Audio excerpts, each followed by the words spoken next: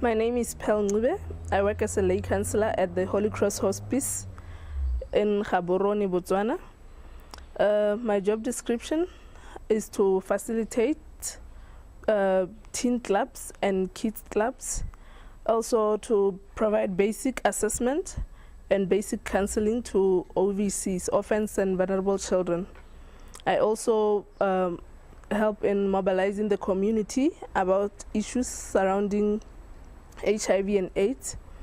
At the Holy Cross Hospice, we provide palliative care to people with life-threatening illnesses such as HIV and cancer. We also provide psychosocial support for orphans and vulnerable children. The Holy Cross Hospice is an inpatient care unit. We take in clients on a daily basis. We provide physiotherapy, we provide counseling, we support patients and their families, and also we provide life skills. Some of the activities that we do, we run workshops for our patients. We provide adherence support for them.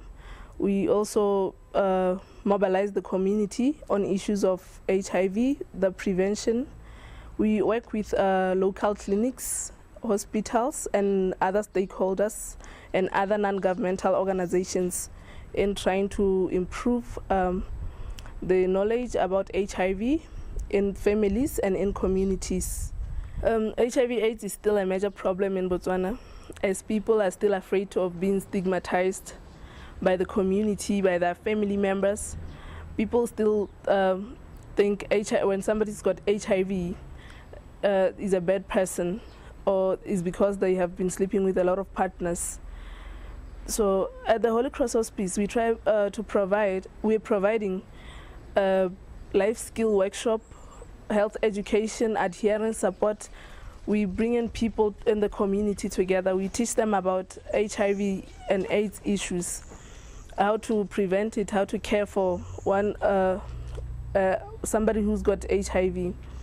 Some people think that when they got HIV, they cannot work anymore. They sit home and they feel sick, because once they test HIV, they just think they are not worth it anymore.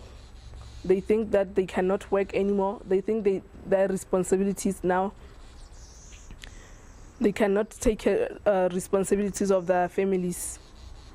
So it's very hard to work with such people, but at the Holy Cross Hospice, we are trying.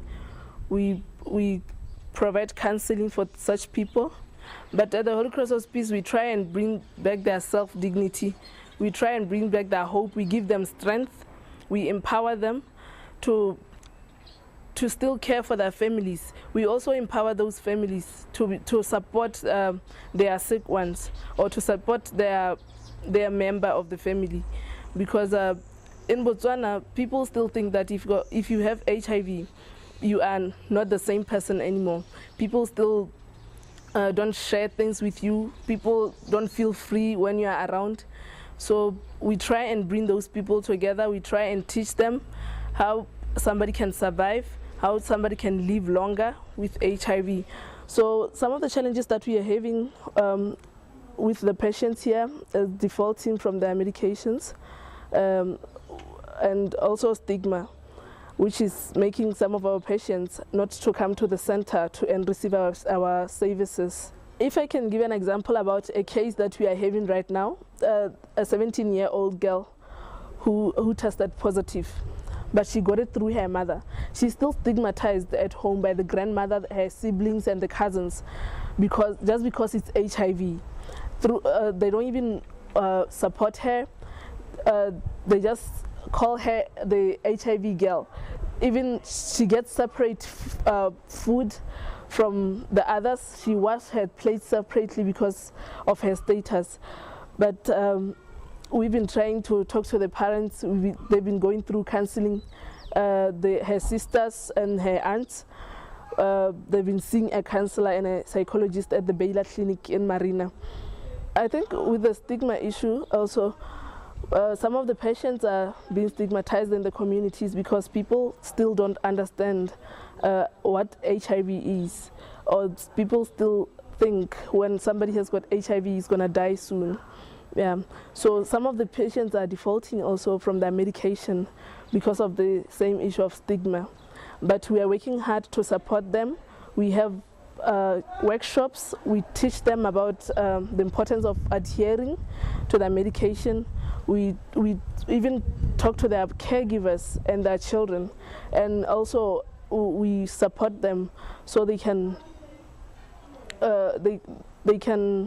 tell their families about their status. Some of the kids, they really get affected to an extent that they will even drop out of school because they can't study, they can't go to school while their parent is home, is very ill, you know. Some of them, they end up indulging in other things like prostitution to get a little money to care for their parent. You know, they have a lot of responsibility. They feel like that they have to be responsible for the young ones, for the siblings, and for their parent. So it really, really affects the children. Well, I think most patients have got a lot of problem because once somebody starts getting ill, they'll lose their jobs. They'll be sitting home for a long time. Like some of the patients that we have here, they have gone blind because of the HIV. So most of them, they're so emotional about this issue because when they think of being them sitting home, not being able to take care of their children as they used to, you know, like that dignity is taken away from them because now they are ill, they're taken as patients. Also, some people, they believe so much in traditional medicine, so they end up defaulting from their medication because they believe that they got AIDS through witchcraft. Some of them, they believe that it's something they inherited from from the families, from their godfathers. Yeah.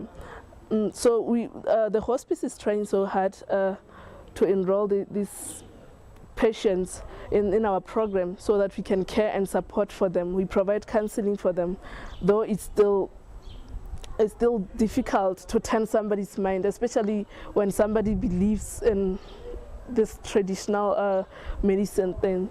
Yeah, but we're really trying hard through our programs to talk to them about these issues, to show them what is right. Yeah. I think some other things that get our patients so emotional, the issues of having like discordant couples where one partner tests positive and the other is testing negative. Some of their partners will go away or they get divorced because their partner they don't understand how you get HIV. They think somebody has HIV because they had a lot of sexual partners. Yeah, so that is the main problem that we're having, especially in youth couples. Yeah, people just think that if somebody has got HIV or somebody's enrolled at the hospice, at the Holy Cross Hospice, is because they had a lot of sexual partners, which is wrong. So we try hard also to get the couples together. We provide discordant couple counseling and we encourage them to go for testing together. Yeah. Yeah, we have a lot of activities that we normally do with the patients also. We like crafts to try and get them to get jobs or small scale income. Yeah, they do knitting when they're here. They do beads and yeah, crocheting. We teach them how to do gardening. Yeah, so that when they get better or when they are discharged from this hospice, they can start their own small businesses to support their families. Yeah, it's very true that when somebody takes their medication correctly and every time, they can live up to 20 years or more. Especially when people know their status. When you know your status, get tested, know your status, you start your medication as early as possible and take them accordingly. You can live a longer life. Once you tested HIV, there's nothing that changes. Like, you're still the same person that you were. Nobody can just point and say this one has got HIV or not. You still live your normal life. Yeah, like, there's no big difference. You're still the father or a wife or a husband. You are a son to you don't change. Just know your status so you can get help. You know, the early the better. Yeah, so there's nothing that changes about you. You're still the same old person as long as you take your medication, or as long as you live your life the way you want, but just be protective, you know.